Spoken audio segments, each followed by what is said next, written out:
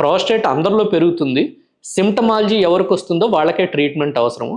70% మంది మనం మెడికల్ మేనేజ్మెంటే వాళ్ళకి సరిపోతుంది.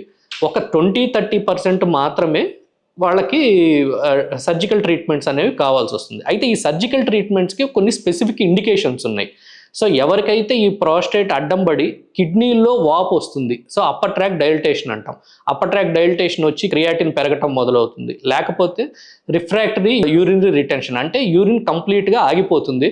మోర్ దాన్ 1 టైం కానీ అట్లా ఆగిపోతూ ఉంటే, ట్యాబ్లెట్స్ వాడినా కానీ యూరిన్ ఆగిపోతూ ఉంది.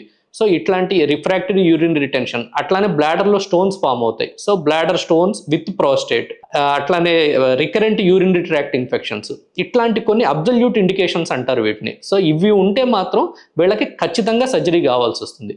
సో మీరు అడిగిన గ్రేడ్కి ఏ గ్రేడ్లో సర్జరీ కావాలి అనే దానికన్నా గ్రేడ్ ఎక్కువ ఇంపార్టెన్స్ ఏంటంటే ఏ టైప్ ఆఫ్ సర్జరీ అవసరపడుతుంది అని దాన్ని డిసైడ్ అవుతుంది. కానీ ఈ గ్రేడ్కి ఈ సర్జరీ అవసరం డెఫినెట్గా సర్జరీ అని చెప్పలేము మనం. మెడ్ ప్లస్ లో అదే మెడిసిన్, అదే క్వాలిటీ, మార్కెటింగ్, డిస్ట్రిబ్యూషన్, ఇంకోటి అంటూ వీళ్ళకి అదనపు ఛార్జీలు ఉండవు. అందువల్లే 50-80% డిస్కౌంట్ లో మనకు అందిస్తున్నారు.